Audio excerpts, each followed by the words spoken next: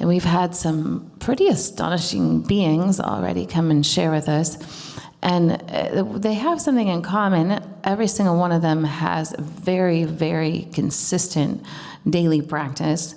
And that daily practice is designed by who they are and their own lineage and their own life experience, but they remain very, very consistent in that. And one thing that Dr. Chaudhry shared with us, and she kind of figured out while she was sitting here, she goes, oh yeah, I guess I am the first one to do this. So she is a neurologist and a neuroscientist, and she ran Scripps Memorial Hospital for 10 years. She was the director there. And she's written a few New York Times bestsellers. So this lady is what you would call accomplished. And she said that when she was when she was the director of the hospital, she was realizing that she wanted to, a lot of neurological diseases like MS, Alzheimer's, Parkinson's, you're trying to slow the progression of the disease. So you have all the traditional treatments are designed to slow the progression of the disease, because the understanding is that the disease isn't going to improve. These are degenerative conditions, and it's just a matter of time, right? So she decided that she was going to try some other things, because she herself was getting migraines, and after treating herself for migraines for a year, she still had migraines. And so she called her mom, which is pretty cute. And she asked her mom what to do. And her mom told her to use mantras. And she's like, okay, because she grew up in India, and this is a part of the tradition. She goes, okay. So she started using sound to treat herself, and then she started using sound to treat her patients at the hospital. And what she gave us the example of a lady who was, and other things too. I mean, she was giving them their regular medicine. She always gave people that she learned about in medical school, where she graduated top of her class. You can imagine that the medical community raised an eyebrow when she started doing these alternative treatments. So she continued with the regular treatments, but then she started to add sound, and she had her people where they were using sound and her people where they weren't using sound, and she was doing these comparisons. And she had multiple examples like the following. So a lady was diagnosed with MS. There's very, very clear markers, all the scans to diagnose someone with MS. She was diagnosed with MS. She went through these treatments, traditional treatments that everyone does. And then she also went through the treatments Dr. Chaudhry gave her, which are sound treatments, nutrition treatments, and so on. And then they would do the scan again. What did she say? Was it a year later, something like that? A year.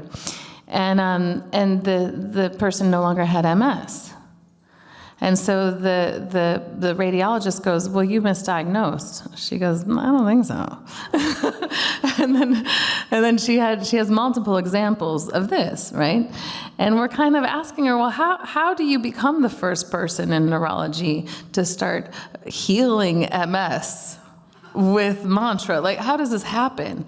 And we start exploring this with her, and she goes, well, I have practice I do every day. And she's just able to reach higher states of consciousness. She was able to reach sort of otherworldly, superhuman insights because she hits her practice every day. It took a while to get it out of her. She didn't want to admit it, right, guys, who were here? She's like, you found my mantra track? Oh, God. Like she's kind of like that.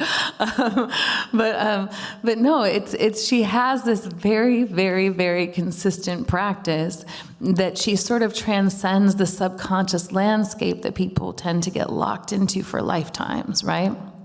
And lifetimes with an S. We sort of follow the same subconscious patterns. If we don't clear them, we have to face them over and over and over again. And she has this devoted 2 hours. She says, I get up in the morning and I get up early and I do my 2 hours. Then later in the evening, I do my other practice. That's a very long practice, right? Most people don't have time for that. So then we have the next person comes up. This is Major, and he's a figure in music, right? He's a well-known producer of music. We asked him, who do you work with? He's like Justin Bieber, Frank Ocean, so not not a joke. And we're going, so what about you? What are your principles? He goes, well, I have a consistent practice. I focus on consistency, and I don't necessarily focus on intensity. I focus on consistency. And then Choje Lama comes in, and Choje Lama has this, he takes care of, there's thousands of people he's tasked with taking care of, and that's not an exaggeration, in his dharmic organization. And, well, what about you? Well, it's my daily practice, that's led me to this point. And where he's traversed many mountains in his lifetime he's climbed, and his progress has been astonishing and tangible. And it's just his consistent practice, right? And what happens when we have the consistent practice is you enter just into these states of freedom. Their freedom and their bliss, and you can feel that the subconscious thought forms that have been holding you are being dismantled, and there's just this absolute freedom that comes with it. And sometimes people think of the practice of the discipline, you think of it as being the opposite. Well, it's I have to do this, and then therefore I can't do these other things. And the story that we sometimes sell ourselves is, I don't want to be locked into that. I don't want to be held into that. I don't want to have to change my habits, and I can't do certain things, and I have to do certain things. No, the discipline gives you the freedom. And so you should convince yourself, and then begin to convince others, especially if children or something in the house. There's no greater gift than that discipline. Because discipline is focusing on your long-term freedom and bliss rather than your short-term and fleeting false fulfillment, right? So if you want to be free of those subconscious thought forms, which the yogis describe as being tattooed on your subtle body. It's not a very nice image. If you want to be free of the subconscious thought forms tattooed on your subtle body, then you just have a consistent practice, and the power is in simplicity. We say this over and over again. The power is in the simplicity. Pick a simple practice. Do it every day. It's not difficult, and don't discuss it with yourself. That's important, because there's going to be a lot of reasons for you to stop. So don't let the subconscious mind come up with reasons to stop, and just do it every day. And just think, how you have a job you have to go to? Some people don't have jobs. I wonder, that's nice for you guys, but a lot of you have jobs you have to go to, right? And so you just think, I have to do this because I have to do it. And you think of your meditation practice the same way. I have to show up to my job. And my most important job is making sure that I connect to my higher consciousness every day. Because you just don't want to go through another lifetime trapped in subconscious thought forms, right? You don't have to. And one thing that I don't love, there's sort of sabotage built into spiritual communities because of just the landscape that we live in. It's just, being on the planet Earth and having the polarity consciousness here.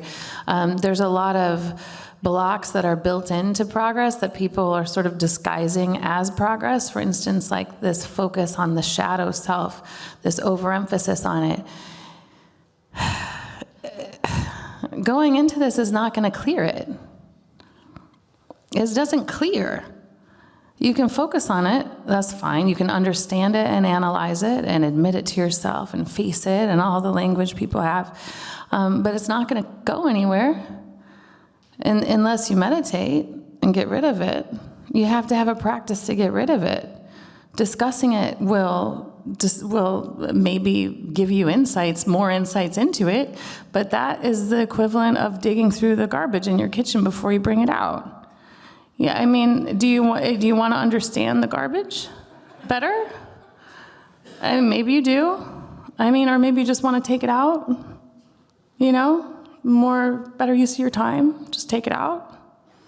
You don't have to dig through it. It doesn't get you anywhere. So these things I think of as like sort of, I call them new age poisoning, right? Where we have, you're being held back, disguised as progress. Okay, so anyway, you don't dig through the garbage before you take it out to the curb. Just take it out to the curb, and the reason why we bring up these models, Dr. Chaudhry and Major and Choje Lama, is because you have to see what it looks like when it's done correctly, right? What that woman has accomplished in her short life is immeasurable. And the lives that she's touched and the people that she's changed and the way she's altered the medical community and her absolute humility and kindness, it's because of one thing, her practice. And she's this beautiful, radiant being, and she's not, I guarantee you, I didn't ask her this question, I didn't have to, but I guarantee you she's not, journaling about her shadow self in the morning when she wakes up. So, I'm just trying, I'm just pointing out someone who's doing it right and is beautiful. We were all really touched by her. People were crying and, So have a model of someone who's doing it right, making progress. You can focus on the shadow self for 10 years, and you're not going to be the same person in another 10 years. So there's a lot of people that I meet who haven't made the progress that they should be making, and they've gained experience. There's this one lady who sticks out like loudly in my head when I think of someone who should be making progress and who isn't. And I've known her for a long time, and every time I see her, she's the same person. She thinks she's making progress, but she's not. She's the same person. You see the same face, the same thought forms. And the reason why she thinks she's making progress is because she's made experience. She's gained experience over the years, but experience isn't energy. Experience isn't power. So she has no additional energy in the system. So the tattoos are all still there. But she can talk a talk because she's learned stuff. So she's gained experience, and she can share the experience. But it's the exact same being. And you just don't want that. You just don't want to be the same person decade after decade. So choose a model who you like. I mentioned the people who came here yesterday. Choose somebody who you think has made progress, who you think has affected change on the planet Earth, who you think is doing something that inspires you, right? Relate it to yourself. Who has inspired you, and how have they gotten there? And they've gotten there because they've made progress. Spiritual beings are easy, right? Amma and Gandhi and Nelson Mandela and these people I consider spiritual beings. Martin Luther King I consider a spiritual being. But I also like to think of people like Jack Dorsey came up yesterday. The guy made Twitter. Nobody has not heard of Twitter. Right? He did something, he affected consciousness on a huge level. Or, Steve Jobs, who doesn't have an Apple product besides you? We're changing that. who doesn't have an Apple product in here? Yeah, and that was because of one person who wasn't focused on his shadow self. Right? He was focused on what's he going to accomplish today. See how that's much more useful? What am I going to get up and accomplish today? Even a small thing, right? If I'm focused on my accomplishments and my progress, I can affect change in myself and in others. So anyway, we want to kind of debunk the spiritual myths, right, that are designed to hold you back, but they're disguised as your progress. They're not progress. It's what progress is your consistent daily practice. So you think of it as your first priority and your second, third, fourth, and fifth priority, and you find a model who's done it right, and you follow that model. That's it. It's easy, right? And doesn't have to be a lot of time. Dr. Chaudhry's 2 hours, Major's a few minutes sometimes, right? It's however much time you have. It's consistency. And we always use the analogy of the shower. Dr. Chaudhry's like, I use that analogy too, because it's a common analogy. Is you have to clean your body regularly, right? You can't just clean it once. It's like, oh, I took a shower already. I'm good. Well, you gotta keep taking them, And it's the same with your practice. You just gotta keep doing it. Again, it's the freedom, it's the bliss that come with that regular practice and that cleansing of the subconscious. That's the real freedom. It's not analyzing the garbage, yeah? Yeah, good. Maybe. The other thing about these things, by the way, before we go into the cacao, is that you take what you want to take. That's no big deal, right?